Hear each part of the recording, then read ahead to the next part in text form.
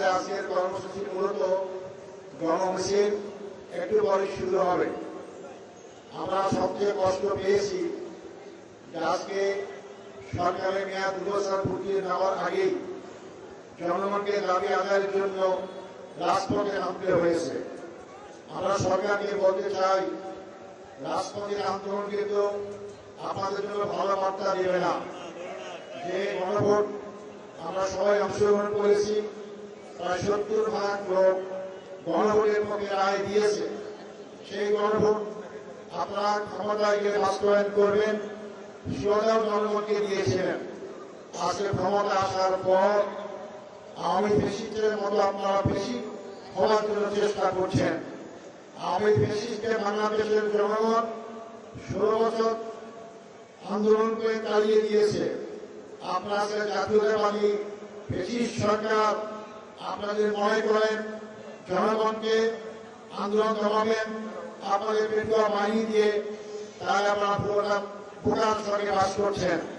সংগ্রামী ভাই বন্ধুগণ, আপনারা এখন গণভোটের ব্যাপারে সংবিধানের দোহাই দেন। আজকে কোন সংবিধানের বলে আপনারা ক্ষমতায় আছেন? কোন সংবিধানের বলে আপনারা এমপি হয়েছেন, মন্ত্রী হয়েছেন? কোন সংবিধানের বলে আপনারা প্রধানমন্ত্রী হয়েছেন? একটা আইন মানবেন আর একটা আইন মানবেন না। যেটা আপনাদের পক্ষে যায় সেই আইনটা মানবেন, যেটা আপনাদের বিরুদ্ধে যায় সেটা মানবেন না। এইটা জনগণ মেনে নেবে না। আপনারা আন্দোলন দেখেছেন, আপনারা আন্দোলন ছিলেন, আমরাও ছিলাম। জনগণকে বাধ্য করবেন না। আপনারা যখন এক সময় ক্ষমতায় ছিলেন, জনগণের দাবি ছিল কেয়ারটেকার সরকার। আপনারা নানান কথা বলেছিলেন, আমি সেই দিকে যাইতে চাই না। কেয়ারটেকার মানেন নাই, মানতে বাধ্য হয়েছেন জনগণ আন্দোলনের মুখে, কিন্তু আপনাদের সুযোগ করা হয় নাই, আপনারা ক্ষমতা আসতে পারেন নাই। আজকে আপনারা ক্ষমতায় কিভাবে এসেছেন বাংলাদেশের জনগণ জানে। আপনারা কি বললাম, আসলে আপনারা ভোটের রেজাল্টে কারচুপি করেছেন, জনগণ ভালো করে জানে। জনগণ থেকে সম্পূর্ণ ভোটকে আজকে আপনারা ক্ষমতায় নাই, আপনাদের পায়ের তলে মাটি সরে যাওয়া শুরু করেছে। জনগণের ভাষা বুঝুন, জনগণকে মাঠে আন্দোলন করতে বাধ্য করবেন না। এই জনগণ যদি আন্দোলন করতে মাঠে নামে, আমরা বলতে চাই জনগণ আগামী আগামী পর্যন্ত রাজপথ ছড়াবে না ইনশাআল্লাহ। সংগ্রামী ভাই বন্ধুগণ, আজকে আপনারা সুযোগ থাকতে অবিলম্বে আপনারা গণভোটের রায় মেনে নিয়ে বাস্তবায়ন করা শুরু করুন। আমরা আমাদের সহযোগিতা করব। সংগ্রামী ভাই বন্ধুগণ, আমরা যদি বলতে এই দেশের অবস্থা সবাই নেতৃবৃন্দ করেছেন, জ্বালানি সংকট, আমাদের সংসদে কথা বলি জ্বালানির ব্যাপারে, জ্বালানি মন্ত্রী বলেন জ্বালানি কোনো সংকট নাই। জ্বালানি সংকট যদি না থাকে, স্কুলের কর্মঘণ্টা কমালেন কেন? সরকারি কর্মঘণ্টা কমালেন কেন? তার আজকে শত শত হাজার হাজার লোক লাইন ধরে তেল নেওয়ার চেষ্টা করে কেন? এই জ্বালানি সংকট দেখতে পারেন না আপনারা? হ্যাঁ, আপনারা দেখতে পারেন। যখন জনগণ যুদ্ধ সে করবেন তখন সবই ঠিক হবে ইনশাআল্লাহ। সংগ্রামী ভাই বন্ধুগণ, আপনারা আজকে ক্ষমতা 2 মাস হতেই আবার চাঁদাবাজি শুরু করেছেন।